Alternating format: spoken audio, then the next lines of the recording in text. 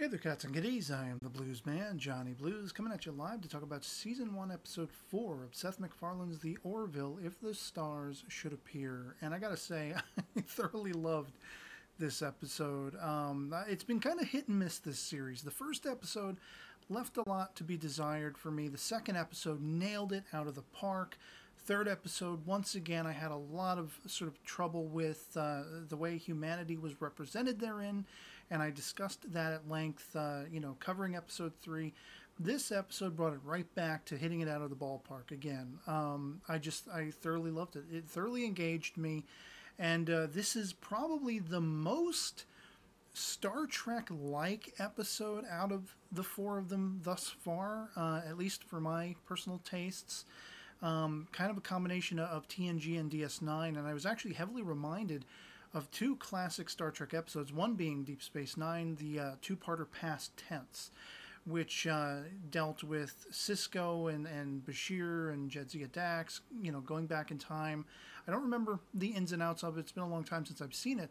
But just aesthetically, the way the city was portrayed in this episode of the Orville reminded me of certain shots going back to that Deep Space Nine two-parter, dealing with Gabriel Bell, and eventually, Cisco takes on that persona, for all time in the history books.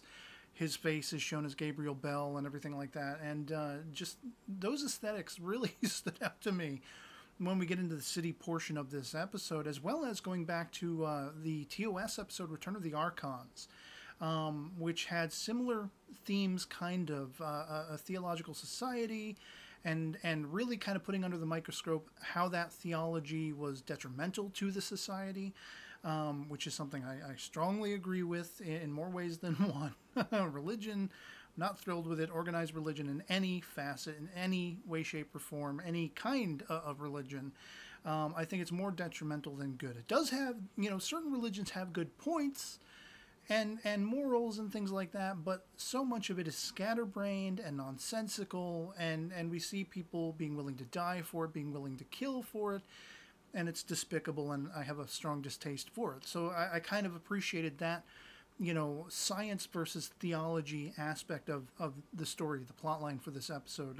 It's kind of allegorical to global warming, and how some of our highest echelons in our government, who are devout believers and things like that, they don't embrace science. They don't embrace common sense and what is provable. Rather do they accept their big sky daddy, who tosses around his good and evil stick, judging people and whatever like that. So I really appreciated that aspect of this episode, and I thought it was absolutely just filled with shocks and twists and turns. Alara getting shot, the commander getting captured and tortured, beaten, and everything like that. A man being put to death in the streets, and I loved the countryside and constantly seeing the sky above. There was the inner workings of this giant vessel that everyone was contained in, and it had been, I kind of speculated this point, but it was found to have been adrift for so many hundreds of thousands of years, whatever it was, thousands of years, and they had just forgotten, the trickle-down effect of the theocracy and everything like that really led the beings therein, the species, to forget their origins, to forget and not even be aware anymore that they were in a vessel. And I had wondered about the day-night thing, because toward the end, they have a sunroof and they can look out upon the stars, and this would usually be used to simulate night, but that hadn't been done for so long. The one sort of main kid didn't even know what night was, it didn't know what a starry sky was. And I just, the whole episode really wowed me. I just really, really loved it. I had really little in the way of complaints. Some of the contemporary comedic references, that's going to be the thing I'm the stickler for. If you've been watching any of my videos discussing, this series, that's what I really had problems with in the first episode. And I didn't have so much of an issue with it in the second episode. Same with this fourth episode. I think I had some issue with certain aspects of that in the third episode. But the contemporary comedic references, that's going to be the thing that always stands out to me. And I can take or leave. It all depends on the reference. Like, case in point, when the commander is being tortured, and the guy wants to know where her friends are. And she makes a Friends TV show reference. I caught that. I remember growing up on that show. I enjoyed it very much. Didn't watch it, from beginning to end, but I watched it a lot. So I knew what Central Perk was. I got the reference to the monkey. And it's still, while it did make me kind of chuckle, it still gave me pause, because I'm not sure I can wrap my mind around references like that with a show that is otherwise, it's telling really good dramatic stories when it gets it right, when it doesn't have that comedy running interference. Again, case in point, the second episode I found was really strong. They downplayed the comedy, those comedic bits and references, and that really worked for me. Same goes with this particular episode. I really enjoyed it. And I actually, it's kind of funny, the fact that if the stars should be shown, that kind of thing. Whatever the title was, which I just blanked on for some reason.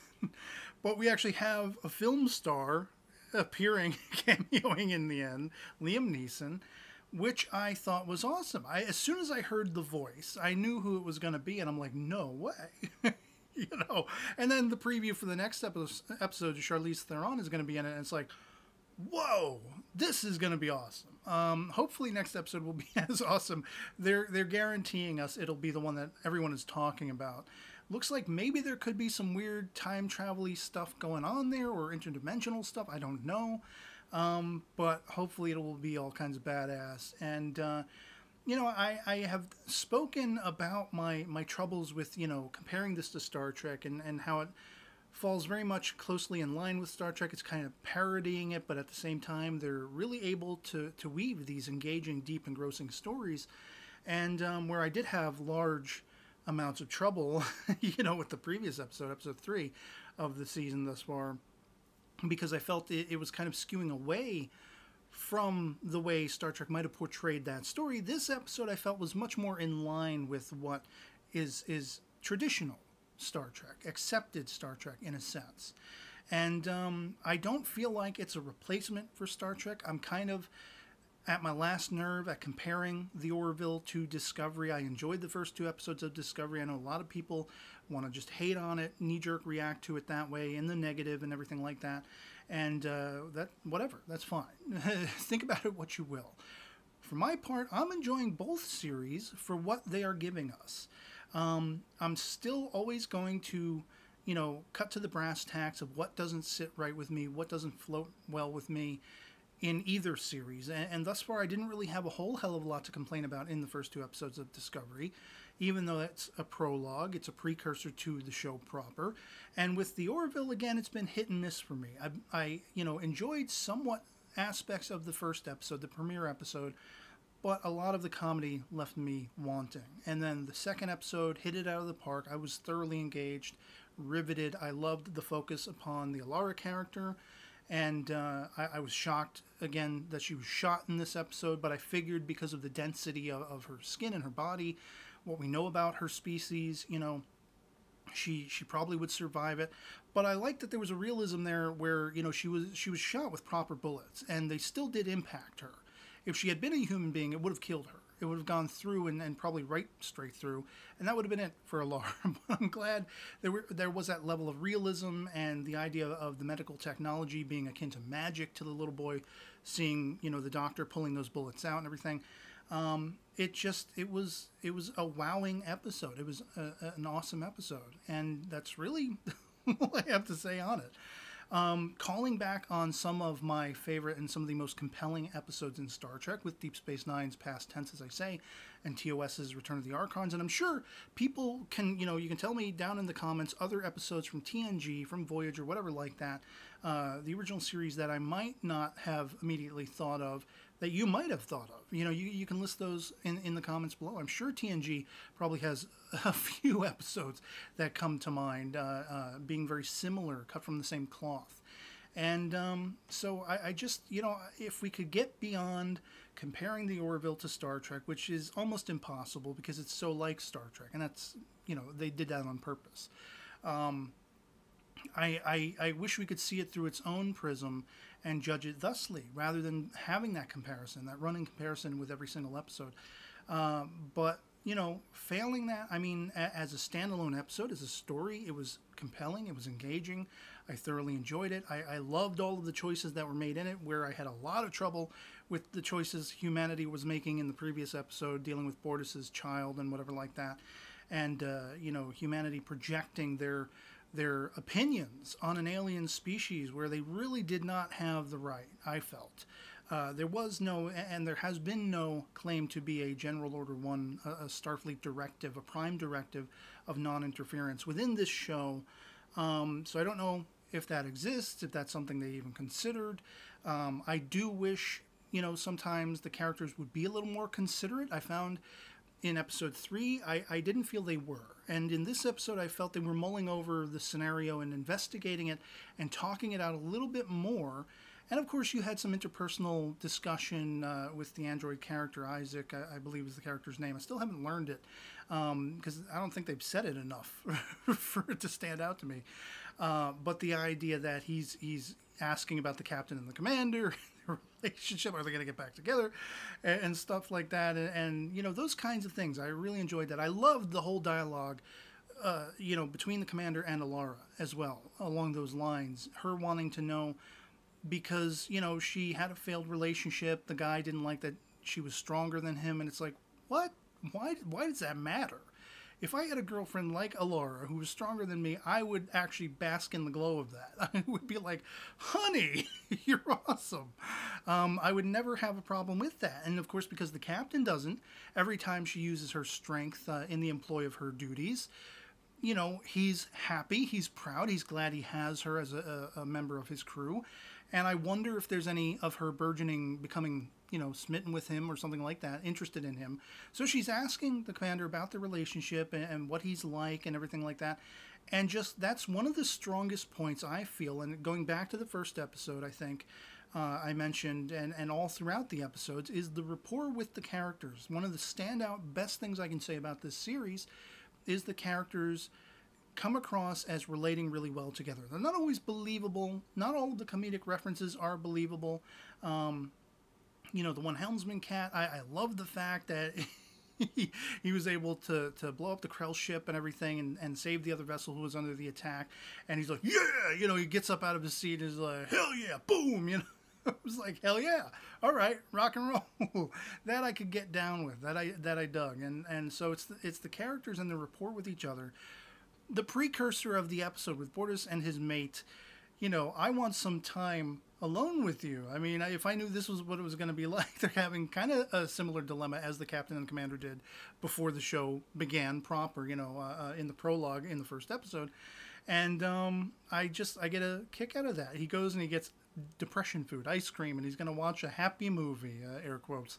And the idea, like, it's like, if you go back to Bad Boys, Martin Lawrence's character just wanted some quality time with his honey baby, his the mother of his children, and that's exactly what Bortus's mate wanted some quality time. So, I mean, that had me grinning. That actually had me smiling and thinking, that's kind of cute. So, yeah, I mean, whereas I really had qualms with the previous episode, but I really loved the second episode, I was kind of a mix between qualms and liking the first episode. This one, again, more good than bad, if there was any bad at all. Just minor nitpicks about the comedy is all I can really, streamline to say anything I had qualms with in this episode. And so I'd love to hear from you guys in the comments below. If you've seen episode 4 of the Orville, if you enjoyed it as well, what you thought of the series overall thus far, the first 4 episodes. I would highly recommend you go back and check out my episode 3 discussion to just hear my thoughts on why I thought, that episode was controversial and not really handled well from humanity's perspective and everything. I was really hoping some people would pick up on the talking point there and have a discussion with me on that. But yeah. Otherwise, anything goes in the comments below. Love it or hate it. If you didn't happen to like this particular episode, if you didn't share my point of view, it's perfectly fine. We can have a great discussion either way. It's all about the topic of talk. And yeah, otherwise it'll be pretty much it for me on this. If this video finds you well, I'll catch you all later. Peace.